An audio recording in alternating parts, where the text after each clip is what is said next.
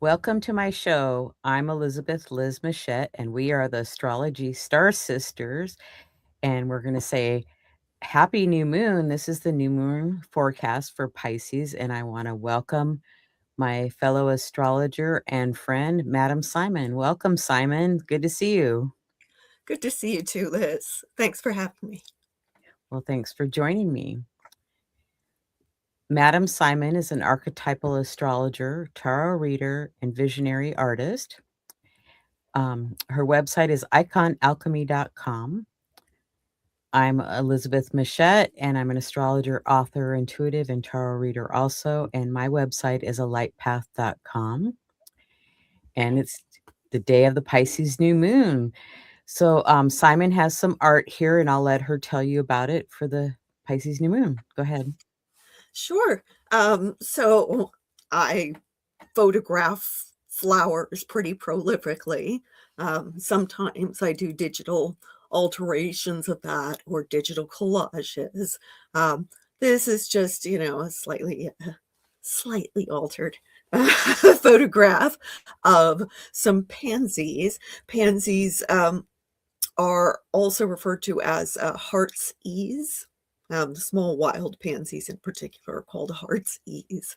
Um, so, for a Pisces new moon, that feels like something that is emotionally comforting to us, especially since we've got so much going on in Aries, stirring things up. So, Yeah, a big pileup of planets in Aries, that's for sure. yeah. So, briefly, I'm just going to talk about the new moon energy. Usually, a few days before I start writing down or thinking about what I might want to release to make room for the new moon. And I don't really do my ritual on the new moon. I wait a day or two after so that the sliver of the moonlight just after the new moon, and I think of that sliver of moonlight igniting or lighting my desires or wishes or what I want to work on for that new moon. And you can light a candle also, but it can be very, very simple. Make up what you like. And I'm going to have Simon share kind of what she does because she does something completely different than I do. Okay, so I actually look at new moons as a time for reflection, contemplation, meditation. Um, I don't so much actively set intentions, by doing any sort of ritual or manifestation work in that kind of formal sense, I guess.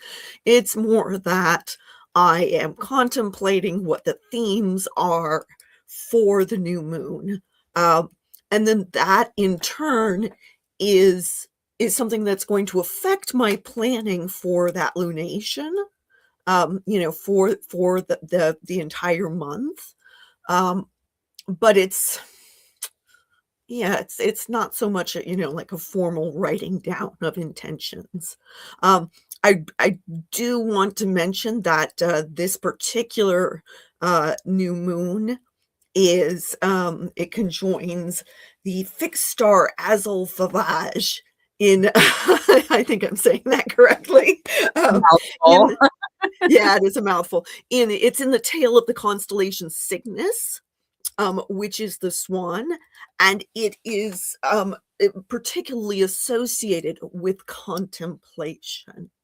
Um, so it's I guess the best way for me to describe how I would look at working with new moon intention setting is that I'm engaging in active imagination, that I'm spending time contemplating the themes, and then what are the possibilities in the things that I'm already planning that are connected to that? How are those themes going to inform my plans?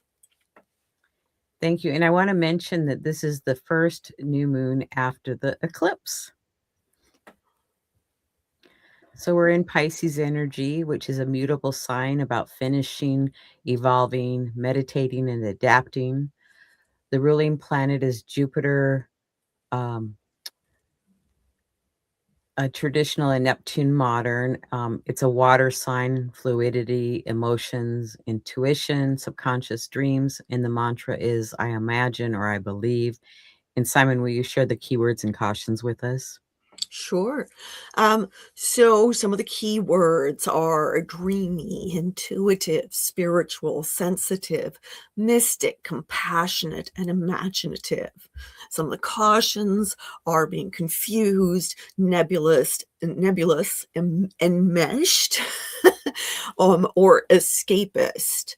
Um, both Neptune and Jupiter, both the traditional rulership of Jupiter and the modern rulership or transcendental rulership of Neptune, um, have this kind of emphasis on boundlessness.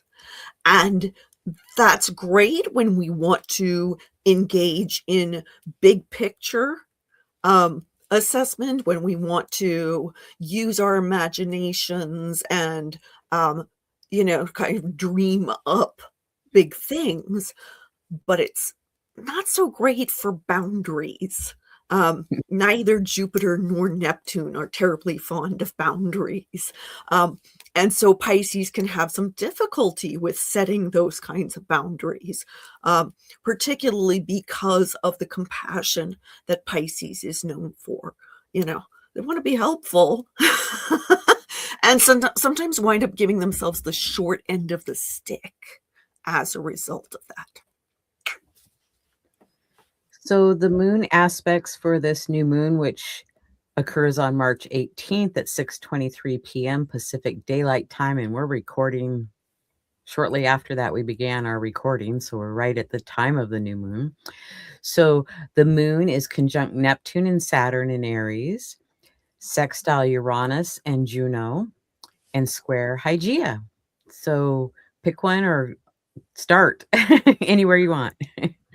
So something that I just remembered, this new moon that's squaring a year up there in Gemini, also is squaring the asteroid Eros, um, also up in Gemini, um, who is at the anaretic 29th degree of Gemini. But what actually makes this interesting that we're not actually seeing here on this chart, because I completely forgot about it till just now, is that this new moon is squaring and therefore forming a T square with the galactic center, which is at 26 degrees of Sagittarius and opposing Aia and Eros up there, and also the trans-Neptunian object Huya, who is named for a Venezuelan rain god, is just separating from the galactic center now. Okay, so what does all that mean? Okay, so the galactic center, right? I mean, that's the center of our galaxy, right? It's this, it, it, it is thought that there's, this massive black hole at the center of that galaxy. So think about that in terms of like a giant gravitational force, okay? But also kind of like our galaxy is kind of the local neighborhood of our universe, which is pretty vast. Okay, hundreds of thousands of galaxies just within our local supercluster. Okay, big stuff, right? So anytime we're dealing with hard aspects to the galactic center, then we're experiencing ways in which the bigger picture is stimulating us, um, and, and asking us to think on a level that isn't just, kind of what are our immediate survival needs or our kind of like day-to-day, personal or, very human stuff, right? It's asking us to look at that larger web of life, of light, of consciousness, right? And to expand our thinking beyond what is just here on this little blue dot. Okay. Um, Now, within the context of that T square, Okay. With Eros and Aia both up there in Gemini. Aia relates to our health, our hygiene. In particular, where we see her, she's going to be showing us um, both, what we need for good health, but also where our challenges may be, right? Um, so in Gemini, there is that need to communicate, but also the potential for mental health challenges. Okay. Challenges that result from maybe too much information, difficulty processing the information we're receiving. Um, Also, we can see there, what are potentially areas where we can kind of balance that out. Since Gemini is an air sign, okay, and gets excitable by, all this different information coming in. I, in Gemini, very much advises us to go touch grass, you know, go get grounded and not be like kind of, flighty, okay?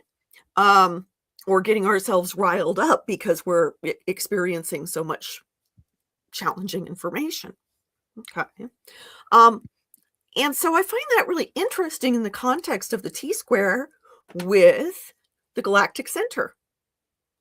You know, this this reminder that we are, um, we're just a few small organisms on a very tiny little planet in this little backwater of the Milky Way. Okay. There is a much bigger picture. There are big things out there that we can barely comprehend at this point in time, and big things to explore if we would just kind of get out of our own way a little bit. There's all the things that we do to kind of muddle up the human condition when we could be exploring the galaxy, right? Um, so, I do feel like that makes this new moon more of a time period of kind of, definitely daydreamy kind of an influence with it because it's in Pisces. But also that, there's that stimulation to look at the bigger picture and at the same time do some things to kind of ground ourselves and ease down on taking in lots and lots of different pieces of information, and instead let ourselves kind of, again, meditate, contemplate, daydream about the information that we're getting and that larger picture, to engage in active imagination about bigger possibilities. So yeah, so there's that. There's a bunch of things going on with this chart. One of the big things, of course, is that this is heading into the Aries ingress. And so both the moon and the sun are going to be conjoining Neptune and Saturn in Aries, just 1 month after their big conjunction at the 0 degree, world point of Aries. So we've gotten this reality warping and and shifting our sense of what our possibilities are, moving out of contemplation into action. So this new moon is kind of that last, like, it's right before the end of the sun's trip through the zodiac, right before the moon's end of its trip through the zodiac. And it's like, let's kind of allow ourselves to relax a little and contemplate, meditate, dream, imagine before we hit the ground running with all that stuff going on in Aries. Because pretty soon, we're not only going to have, the sun and moon and Saturn and Neptune and Venus and Chiron and Eris and Aries, but Mars is going to be heading up there too. Mercury, when it gets done with its retrograde, is going to be heading that way too. And it's been this has been an interesting kind of beginning to this year where we've had these stelliums going on in each of these signs with each sign's season. And it's a little unusual to have that many planets going on in each sign, one after another, like, in a row where we're having these stelliums going on. So we live in interesting times. And to make it more interesting, of course, we've got these sextiles to Uranus and Juno going on. Uranus always makes things extra interesting. But, there's sextiles, which is nice. They're supportive. And again, that suggests that since Uranus deals with change and liberation, right, likes to disrupt the status quo, that doing this last little hurrah of daydreaming and contemplation and what have you, and imagining things in Pisces becomes something that then helps to oil the wheels of change, preferably for the better. We can hope. Yeah, we can hope. Anything else you want to talk about on this slide? No, because we'll get to more in the next one. Right. We have an aspect pattern of a minor grand trine with the sun and moon sextile to Uranus and Taurus and Juno and Capricorn. Go ahead. Yep. So as I was just talking about, with Uranus and Taurus, being in cahoots with the sun and moon here, the sun is our conscious awareness and the moon is our unconscious awareness. So new moons, then we have that unification of consciousness and unconsciousness.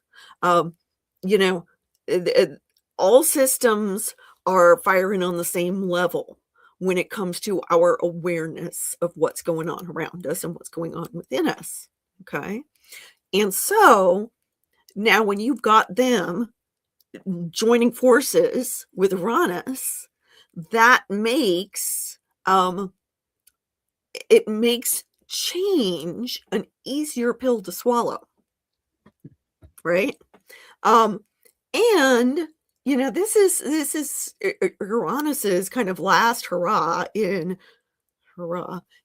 Taurus. Uranus doesn't really like to be in Taurus because it's like, big heavy energy for a planet that wants change, right? Taurus likes to do things at a kind of slow and steady pace, and Uranus is like, hurry up already, right? So Uranus is getting ready to head into Gemini. And then, once again, we will have all three of the outer planets in similar sign modalities. They've been doing this shift over the past couple of years from yin signs of, water and earth signs into yang, air and fire signs. Okay. And Uranus right now is kind of the last one to get on board with that big shift. So Uranus is finishing up these changes with regard to our material resources in particular. That doesn't mean there won't be things that, challenge us and, have us growing and learning about handling material resources. But in particular, this big change maker, Uranus, now really wants to move into the information realm, okay, into our learning and processing and communication areas, particularly with Gemini being ruled by Mercury, right? And so, Gemini is quick. And that means that we can expect there's going to be some interesting changes happening. And they might happen very, very suddenly. And the thing to remember about Gemini is that Gemini is responsive. Okay. So That to my mind, that actually makes it nice. Now, yeah, there can be times when, Uranus in Gemini might bring changes that make our head spin, but on the other hand, I can see that, there's that potential for those changes to come in a way where it's like one thing happens and then, "Oh, because of that thing, this thing needs to happen." And we go boom, boom, boom down the line, making these changes that, um, it's maybe a whole bunch of little changes, but they add up to something big, right? But that there's also this kind of natural progression to it. Okay. Um, and in the case of this new moon, this, last kind of big, watery yin feeling, this contemplative feeling, this swimming in the cosmic ocean kind of feeling, um, I think it's very nice that we've got this minor grand trine that is like, "Okay, we're gonna be stepping up the pace soon, but not yet." Not yet. You've still got a little time to kinda swim around in your feelings for a bit, and assess, what is your vision for the changes you want to make? What is, in particular, what is our vision for the changes we want to make, sometimes on very practical levels because of that trine between Uranus and Juno? What are those very practical changes that we want to make that affect, in particular, our commitments, our relationships, the social contract, the social order, our institutionalized relationships, things like marriage, yes, but also, you know, um, community organizing, and sometimes our jobs can have Juno relationships going on there. Juno is about what keeps things going, what keeps things orderly on that social level. She is about the social contract. She is about our commitments and our oaths. Okay. What have we promised or not promised? Okay. Um, and right now there is, with that trine to Uranus, there's changes afoot in terms of what our commitments are. Um, and that is happening on both personal and societal levels. And because Capricorn is, ruled by Saturn, who's going through this big thing with Neptune, okay, that can really radically shift some of the structures in our lives that are connected to those commitments and those oaths. Okay. So that can include things like financial commitments. That can include things like, I've been dedicating this much of my resources or my time. Saturn rules time. Okay. I've been dedicating that to this relationship or this organization, this institution for such and such amount of time. And then suddenly, whoop, that ain't happening anymore. Now, what do I want to do? Okay. The thing that is important for us to remember is that, change is the one true constant of the universe. And all things come to an end. Okay. And so when things do come to an end, rather than, letting that really distress us, I mean, we can take our time to grieve if we need to, but rather than letting that be like, oh my goodness, all this that I've lost, instead, oh, what does that clear up? What kind of space does that create? What time does that free up that allows us to do new and potentially better things? And again, it's not like Juno's going away. There's still commitments, there's still relationships, there's still institutions, there's still there is still a social fabric to be tended to. Um, and so Juno wants us to take those things seriously, but she also doesn't want us to be like, doormats. Remember, Juno's the queen of heaven. She does not want to be a doormat. She doesn't want any of us to be doormats. Okay. Pisces, like I said, can sometimes give us the short end of the stick because we're really trying to be helpful. Okay. But Juno is here to fortify us and to say, oh, no, honey, don't screw yourself over. You are better than that. Yes, you can be compassionate. Yes, you can try to do good things for other people. And you need to make the changes that allow you to continue to be somebody who can be relied upon, who can be, an asset to an organization or to a community, right? Part of that social fabric.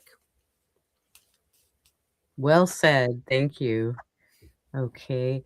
So some other aspects are Chiron and Eris are conjoining exactly, I think tomorrow, or yeah. And then Mercury, North Node are conjoining. They're at the same degree. Mars trine Jupiter, Venus square Jupiter, and Ceres square Pluto. Yeah, a whole lot going on. Okay, so let's start with our traditional planets here. We've got Venus square Jupiter. She's just separating from the square to Jupiter. And so anytime we've got Venus and Jupiter in hard aspect, they're both benefics. They both want to do benefic things. They both want to be helpful, right? But sometimes they can get a little over enthusiastic about it. When we see Venus square Jupiter, then certainly relationship themes can come up. Also, what we take pleasure in. There's a very self-indulgent quality about Venus square Jupiter. And remember that Venus is currently in Aries. Now, Venus is considered to be in detriment in Aries. And sometimes when we use those words, people get like, oh, oh my goodness, does that mean, it's a terrible thing to have, my Venus in Aries or whatever, what have you? No. What it means is that Venus doesn't have the resources that she is used to operating with because she is in a place where the rules are very different. Okay. Aries is ruled by Mars, and Mars operates in a very different way from Venus. Venus is a benefic, Mars is a malefic. Venus tends to do things in ways that humans like. Mars tends to do things in ways that humans find extreme. Okay. Neither one is terribly good or terribly bad, but they do have very different rules. And when a planet is in another planet's home, it's operating by that planet's rules. And sometimes those rules are really confusing or antithetical to how we normally like to operate, right? So in this case, Venus is in a place that requires action.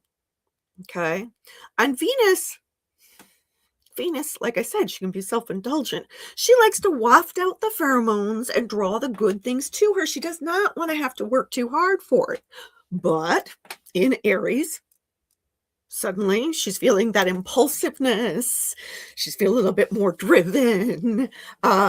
She's also not feeling necessarily so like soft and gentle and delicate and all of that. Okay. Lots of Mars ruled women can really identify, with Venus in Aries. Okay. And so, maybe when she's expressing what it is she desires, she gets accused of being brassy or bossy, right? She can feel more impulsive. There is a tendency to, kind of really want immediate gratification of our desires with Venus and Aries. Okay. We're not feeling patient. We don't want to play stupid little games in order to get what we want. We want it now. We won it yesterday, in fact. And so in combination with Jupiter then, remember Jupiter's enthusiastic. Jupiter is like, oh, Venus, you want this thing? Yeah, you really want it, Queen. Go get it, right? And that's great if it's something that's good for us, and not so great if it's something that's not good for us. Okay. So those of us who are prone to impulse buying, now is the time to, push the credit card away. Okay. Put This it in is the a freezer. sorry, what? Put the credit card in the freezer and Yeah. water, and then you have to thaw it out so you have time to think about it. Yeah, exactly. Exactly.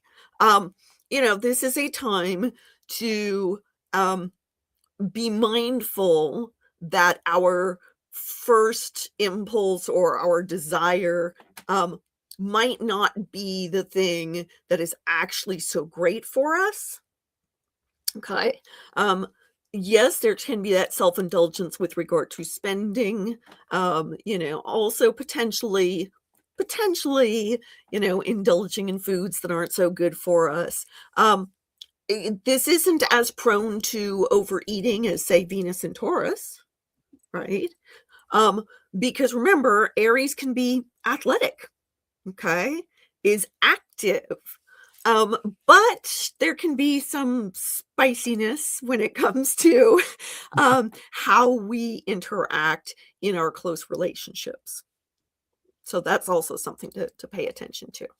Um, Now, to a certain extent, I think that's kind of exacerbated here because Mars, the ruler of Aries, is trine Jupiter. Um, so we're kind of doubling down on the Jovian influence here on these personal planets. And actually, we should also note, since Jupiter is a traditional ruler of Pisces, all three personal planets are experiencing Jupiter influence because Mercury, even though Mercury's not in this direct aspect with Jupiter here, Mercury is still in Pisces, retrograde and in detriment, just like Venus is also in detriment. Okay. And really feeling, that bigness of Jupiter, that expansiveness, that lack of boundaries, that enthusiasm, but also, this kind of sense of idealism. Remember that Jupiter is hopeful and optimistic, but it's not always a good idea to be optimistic about something. This is big pie in the sky kind of energy. Now, what's interesting to me about that, because this is that new moon, and and I've talked about like this contemplation, meditation, daydreaming, imagination. This is that big kind of hoorah of all of that before the Aries ingress. Before we get into this really active consciousness, right? And so, yes, it may be a little idealistic and, having the rose-colored glasses on and being all pie in the sky and whatnot, but sometimes we have to, dream big in order to have more modest achievements. Okay. There is a famous, a favorite quote of mine, one of my favorite quotes by Montaigne, which says, ideals are like the stars. We cannot reach them, yet like the ancient mariners, we chart the course of our lives by them. Okay. And so having these big dreams, these big ideals right now, to my mind, is exactly what we're supposed to be doing. And then once we hit the Aries ingress 2 days later, then it's like, okay, now we're going to use all of that daydreaming, that imagination, those ideals, those big visions to motivate ourselves. And we may not reach those ideals, but we're going to get a little bit closer to what we want because we dared to dream big now. I love that. That's well said. So, the other stuff that's going on, like I said, Mercury is here, being influenced by that Jupiter influence as well. But it's Mercury is retrograde, yes, in detriment in this space of kind of like our thoughts may be kind of fogged by our feelings. It may be difficult for us to assess whether this idea is mine or is it yours, right? Where did that come from? I have no idea why this popped into my head. Okay. And that's because, Pisces has that kind of psychic reputation. And when Mercury is in Pisces, there is that, it's almost like you're telepathic, right? For good or ill. Sometimes we don't want to know what's in somebody else's head, right? um, so that being the case, we can get kind of confused and a little jumbled up about like, what are my thoughts? What are my feelings? How am I processing the feelings that are in the room or in my immediate community? Am I allowing somebody else's mood to not just affect my mood, but then affect my logic, right? Those are all things that can happen with that. With Mercury conjoining the North Node, there is this additional sense of kind of hauntedness, fatefulness, particularly with the North Node being in Pisces. We can get very nostalgic. Okay. This is a time, if there's like, old grief that's hanging out, cluttering up your head, this is a time to let yourself weep it out. Okay. Do all the crying you gotta. Do all the, brooding and moodiness and whatever else it is that you need to do in order to process that stuff. Because in a couple days' time, there's going to be this big old shift in our consciousness, and it'll be time to get more active, right? Spring will have sprung. Um, Well, Mercury's gonna go direct on the 20th. yeah, So, it's everything's like shifting. We're at the last sign of the zodiac and things are all shifting to the first sign of the zodiac. I mean, a lot of them are already there. So I yeah, love it's end of a cycle too. it. Every time that this yeah, and I've said spring, spring will have sprung. Well, that'll be in the northern hemisphere. Southern hemisphere, it will be fall, but there still will be this big shift, this big change of seasons, um, and a change of our activities, a change of our energy, a change of our attention, since it's the sun moving into Aries. Um, so yeah, this is a time to, play those old records and, think about lost loves and the past and old friendships and, whatever it is that you need to do to process the old stuff and let it go so that it's not weighing you down when you got to get to work on new stuff. Okay. Um, Finally, yeah, we've got, let's see, two decent transits going on here that can be a little challenging. Ceres square Pluto. Okay. I am very much seeing this as two things. Ceres can be associated with grief, so it backs up some of what I was just saying. But also Ceres, the word cereal comes from Ceres, right? Ceres can relate to agriculture and, more importantly, in general, our physical resources in terms of food. food supply, and, how are our survival needs being met? And she has moved into Taurus, which is very much concerned with physical survival needs. Okay. What constitutes a good life? What constitutes prosperity and stability? Okay. So when Ceres is in Taurus, then she's going to be very much like, let's get down to brass tacks in terms of what we've got for our food and the roof over our head and our material resources, what sustains us, what nourishes and nurtures us, but also there can be very much this sense of like, what have I lost? What is missing? Okay.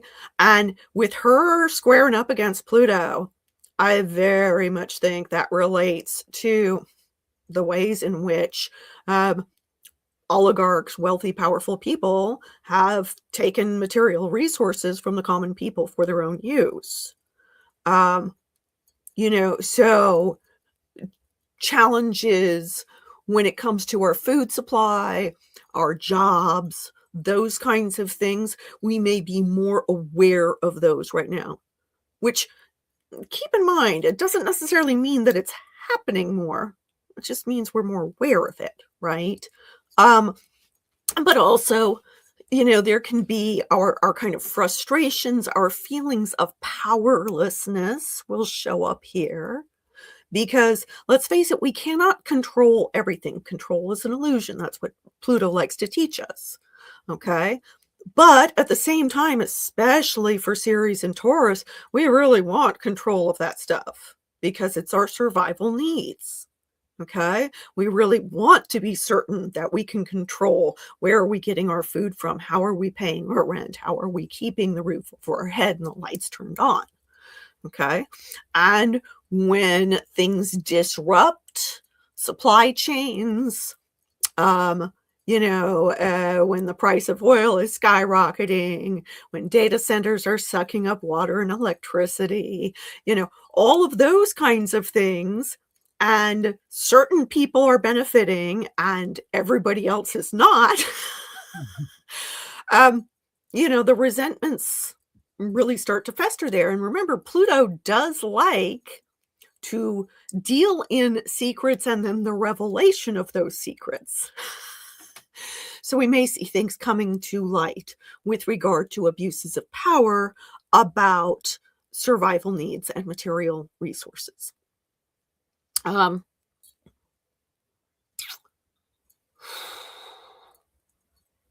Which reminds me, Laura Nalbandian says that if you want to address the kind of grief or lack, the hurt that we can see where Ceres is, we always need to go to the sign that is in polarity to that. Okay. And so I find that interesting, Ceres has just moved out of Aries now into Taurus. So the polarity sign is going to be Scorpio. And Scorpios are deep, dark, intense emotions. Okay. But also our willingness to get to the bottom of a mystery. Our willingness to look underneath the surface of things and to understand power dynamics. So I do feel very much like that reinforces, we may see some investigative journalism, for example, about this relationship, these situations where resources are being, co-opted or hoarded by one group to the detriment of another. But also that very much suggests we need to be willing to face our difficult feelings about this stuff. And, use that to help ourselves uncover deeper truths about what is going on. Again, in preparation to be able to take action. finally, the really big one that I've left for last, which is, at the top of the list, is the Chiron-Eris conjunction. I've been talking about this for a while. I think I started talking about it back in somewhere around May, when the first of 3 of these conjunctions was happening. And then the second one, the retrograde action happened in October, and now this one is the third. Okay. And Chiron shows us, can both show us things like, alternative methods of healing, wisdom surrounding medicine, herbalism. Chiron was a teacher of heroes. Okay. But of course, Chiron is most famous for being, is known as the wounded healer, right? Somebody with, deep wounds that he could not heal for himself. And as you previously have pointed out, Liz, it's very important to remember the wound that he got from like Heracles' arrow is not the only wound that he had that he couldn't heal. The primal wound that he could not heal was that of being rejected by his parents. And particularly with Chiron in Aries, that deals with identity and action and our courage to, to show up in the world, to take action and be decisive. Chiron here has been a real struggle for a lot of people. The US has been having its Chiron return, okay, which arguably is why it's perhaps been being a bit of a brat on the world stage. There is this kind of early childhood wounding that we can see here. We can see toxic masculinity shows up here. The assertion that we're going to be, big bad warriors and heroes and all of that, when in fact maybe we're not acting so heroic. So we see that with Chiron and Aries, and then this conjunction with Eris makes it extra loud and disruptive. Okay. And does so, remember, Eris is very much about who did not get invited to the party. Who has been rejected, ignored, what truths have been glossed over, where are people being hypocritical, what stuffed shirts need some deflating, okay? Who has been kind of, lording it over everybody else while behaving badly, okay? Eris puts that right out there. She's like, oh no, you don't get to hide this. Okay, I'm calling it out. And I'm calling it out and going to be like glad when you all get ticked about it and start fighting about it. Okay, like she is not interested in being nice about this. Okay, she is totally takes delight in watching others who have been overly full of themselves suddenly tumble on their faces. Okay. She's the one who puts that banana peel beneath her feet. And the thing is, when she's combined with Chiron, there is this sense that, the wounds that we've been carrying, often we have carried them our whole lives. Like I said, Chiron with his original wound, his primal wound being the rejection by both of his parents. Rejection and abandonment. Okay. And, for Aries is like, I'm here, I've arrived, I'm going to do great things. Okay. The teacher to heroes, right, is Chiron. But here, Chiron is struggling to find his own sense of heroism. And what does that mean? And is he, able to live up to, his own hype? Okay?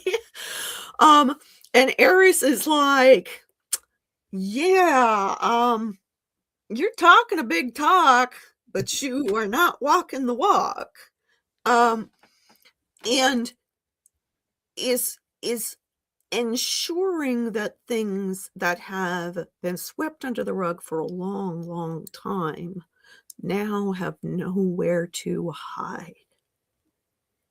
Okay? She is shining a very uncomfortable spotlight on the things that hurt. Now, that's not a fun process, but, when you've got an old wound that's been festering, what's one of the first things you do? You expose it to light and air. Okay? And then you need to take some kind of action about it. It's not going to heal by itself. And since Chiron's involved, typically it's not something we can heal alone.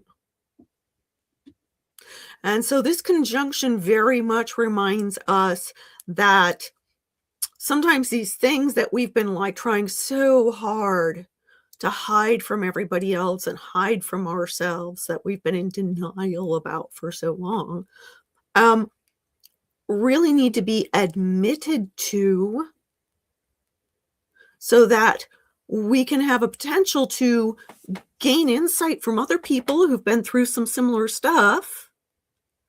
And now, oh, we're not having to deal with this alone. And that's a really like humbling thing for any Aries placement. Aries wants to be very independent. I can do it myself. I'm a big boy. um, and Eris is here to remind us that no, you can't do it all yourself. If you've got a busted leg you've been dragging behind you,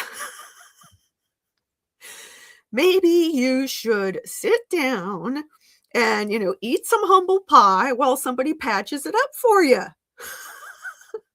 Okay? So again, I feel like that is do keep in mind that that is that's squaring Juno there. That's challenging our understanding of the social fabric and the social order. Okay? But here's the thing. Um, the social contract, the notion that we agree to live in this society, and in return, the society does certain things for us, fulfills certain needs of ours.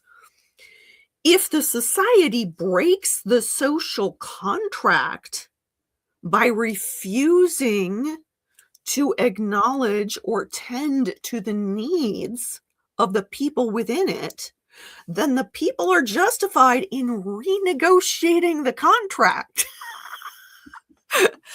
And again, we have to point this stuff out. It's not enough to sit there and, I'm grumbling and I'm resentful and all of that, but I don't want to risk my pride to say, hey, wait a minute. This situation does not serve me, does not serve mine, and I've been given into it, but I haven't gotten back. Right? So yes, this is challenging, but it's also stimulating the need to, okay, it's time to revise this. It's time to get practical and pay attention to what hurts and what is going to remedy that. And what is it that we've been doing that is not helpful? Right?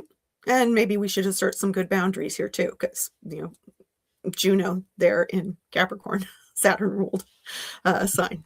So yeah, it's not comfortable, but it is absolutely necessary if we're going to do the work of healing on both individual and societal levels. Oh, I love that. Deep healing, I like it. So we're gonna look Long at the overdue. lunar phase family and gestation cycle. It uses the 4 lunar phases, but instead of it taking 1 month, it takes 9 months for each phase.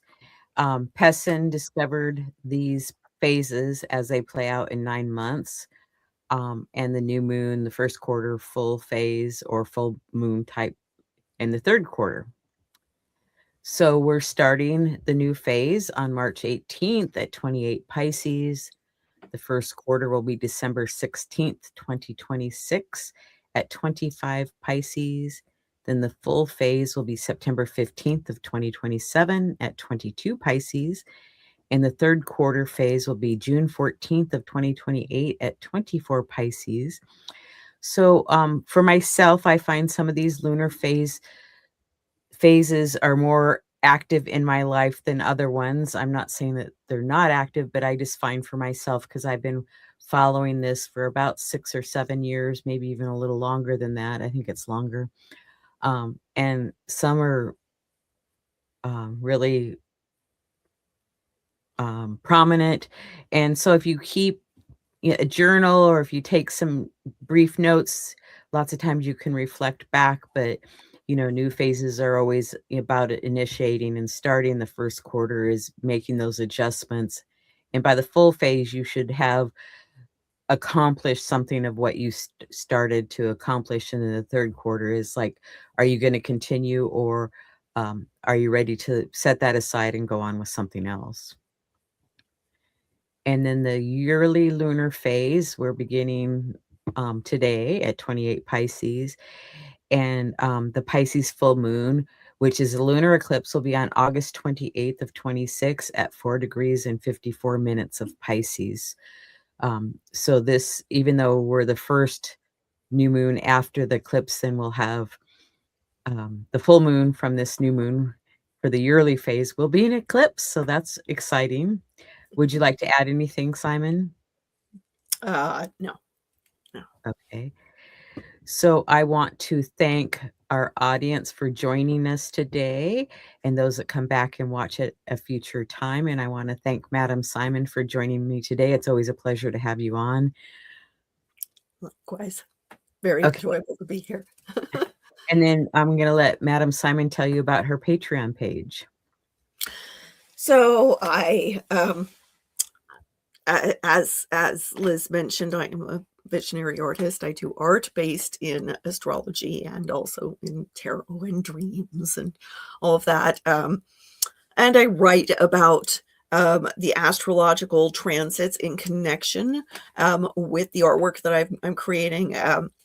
I've since over the past, I don't know, 6 months or so, I've been doing a whole series based on transits for, about weekly transits, and writing about that. I also do custom astrological art for my patrons in connection with solar returns in particular. If that sounds like something that is of interest to you, something you'd like to explore a bit more, I would love to see you over there. And I also am a consulting astrologer, as Liz is. So if you're interested in scheduling a consultation with me, you can visit my website at iconalchemy.com. And as Simon said, I'm a consulting astrologer. I have a newsletter, and you're watching my YouTube channel, so sign up and follow and contact me if you would like a consult. And I have a great number of shows in the archives that you can come back and watch. And there's 1 to 3 shows per week approximately. So we look forward to having you back on and joining us. And I want to thank our sponsor, Astro Peregrine Software, an astrology software for Mac and Windows. And for more information, you can go to astroperegrine.com.